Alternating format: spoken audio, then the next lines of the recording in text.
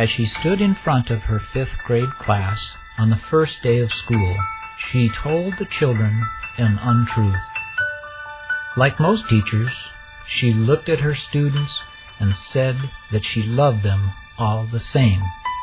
However, that was impossible, because there in the front row, slumped in his seat, was a little boy named Teddy Stallard.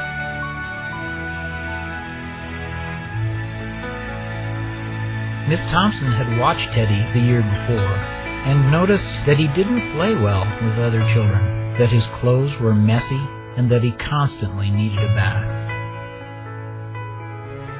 And Teddy could be unpleasant.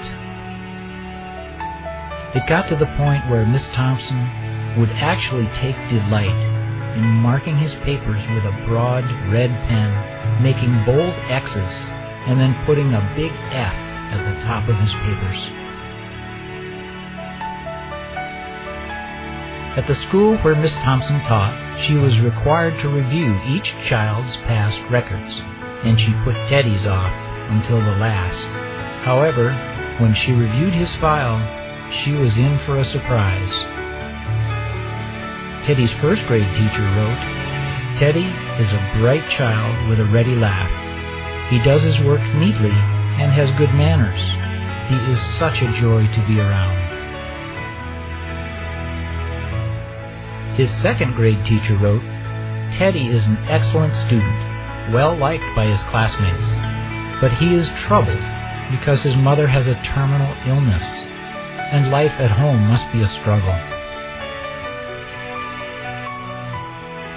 His 3rd grade teacher wrote, "His mother's death has been hard on him. He tries to do his best, but his father doesn't show much interest, and his home life will soon affect him if some steps aren't taken." Teddy's 4th grade teacher wrote, "Teddy is withdrawn and doesn't show much interest in school. He doesn't have many friends, and he sometimes sleeps in class." By now, Miss Thompson realized the problem, and she was ashamed of herself. She felt even worse when her students brought her Christmas presents, wrapped in beautiful ribbons and bright paper, except for Teddy's. His present was clumsily wrapped in heavy brown paper that he got from a grocery bag.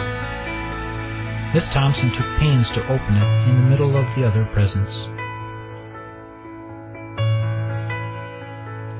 Some of the students started to laugh when she found a rhinestone bracelet with some of the stones missing and a bottle that was 1/4 full of perfume, but she stifled the children's laughter when she exclaimed how pretty the bracelet was, putting it on and dabbing some of the perfume on her wrist. Teddy Stallard stayed after school that day, just long enough to say, "Miss Thompson, today you smell just like my mom used to." After the children left, she cried for at least an hour. On that very day, she quit teaching reading, writing, and arithmetic. Instead, she began to teach children. Miss Thompson paid particular attention to Teddy. As she worked with him, his mind began to come alive. The more she encouraged him, the faster he responded. By the end of the year, Teddy had become one of the smartest children in the class. And, despite her lie that she would love all the children the same, Teddy became one of her teacher's pets. A year later, she found a note under her door from Teddy, telling her that she was the best teacher he'd ever had in his whole life. 6 years went by before she got another note from Teddy.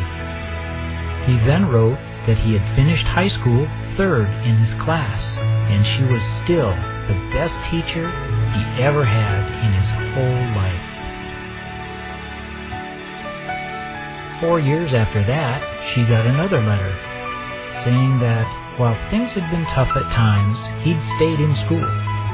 He'd stuck with it, and would soon graduate from college with the highest of honors.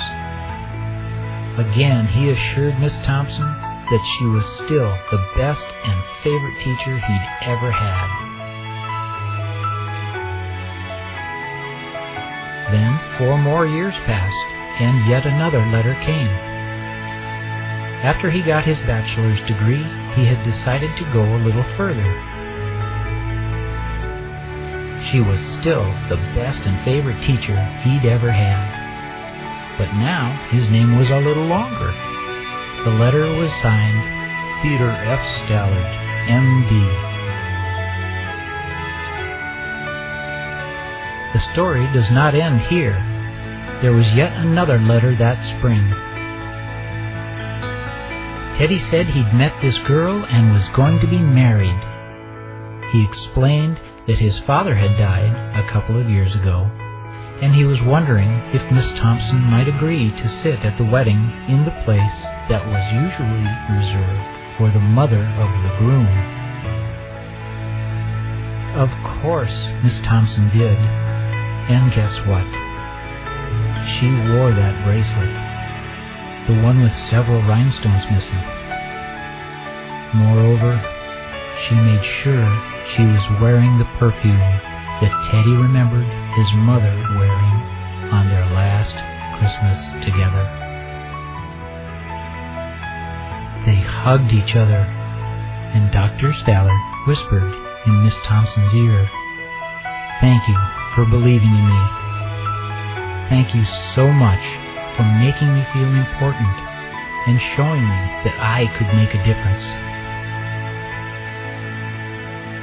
Miss Thompson, with tears in her eyes, whispered back. She said, "Teddy, you have it all wrong. You were the one who taught me that I could make a difference. I didn't know how to teach until I met you."